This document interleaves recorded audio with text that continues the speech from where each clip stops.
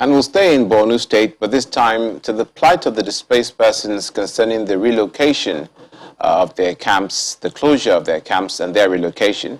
And we're joined live on the program by the Commissioner for Rehabilitation, Reconstruction and Resettlement, Borno State, Mustapha Gubio. You're welcome to News Across Nigeria. Thank you for having me.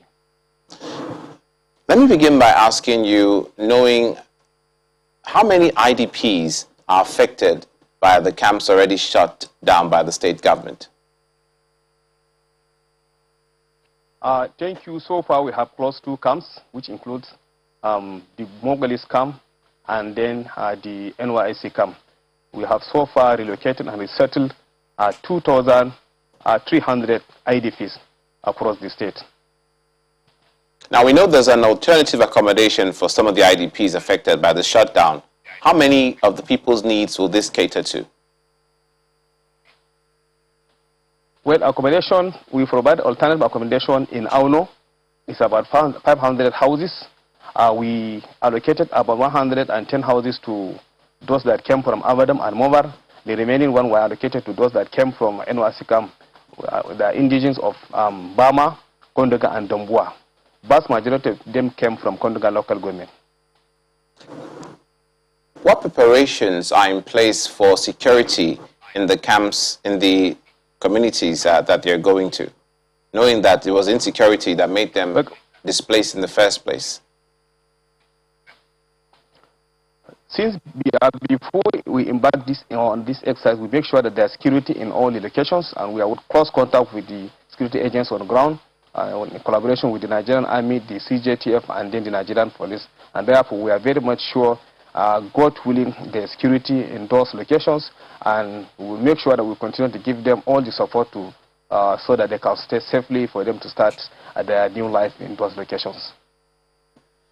Now, are there fears that at some of the camps visited, there are fears expressed by some of the displaced persons that they'll be stranded? What's been done to address those fears? That allegation is not true. Before we even embark on the resettlement exercise, we make sure that there is alternative places for them to accommodate it. We make sure that there is shelter for all of them so that they cannot be stranded. And that is why we resettled some of them in the local government of origin, and some of them we take them to Auno, and some prepare to stay in the host community of Meduguri, which we give them a cash for rent of about 100,000 naira for each household. We do certainly appreciate all the efforts of the Borno State government in this regard to resettle the IDPs, knowing the harrowing experience that they've been through. As far as healthcare is concerned, is there enough being done so that as they're moving, their health is being catered to, as well as mental health? Yes, in our community we have what we call the checklist, which includes, number 1 is the shelter where we can house them. Then number 2 is the provision of health facilities, water facilities, and school for their children. And therefore, I'm sure that in all the localities and all the communities we settle them, there is health facility, there is the medical personnel who can take care of their health, and then the drugs are always there for them to be supplied with. Therefore, as far as health issues is concerned, I'm sure there is no problem about that. And we will continue to support them to see that they stay healthy in their new location. We certainly hope that's the case, given the conditions of the camps where they've been. As far as where they're going, what's been done to hasten the building of the new homes? We understand the target is about 10,000, but not up to 1,000 have been completed. Is that correct? As I'm talking to you now, we have about 4,000 houses awaiting to be commissioned by His Excellency next week.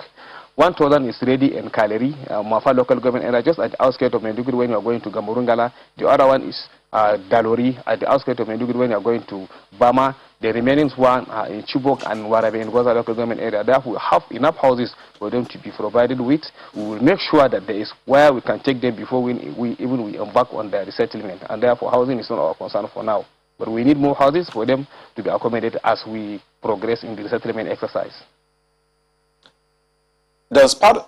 Okay, we'll just have to leave it there. Thank you so much for the information you've given us on the resettlement of the IDPs.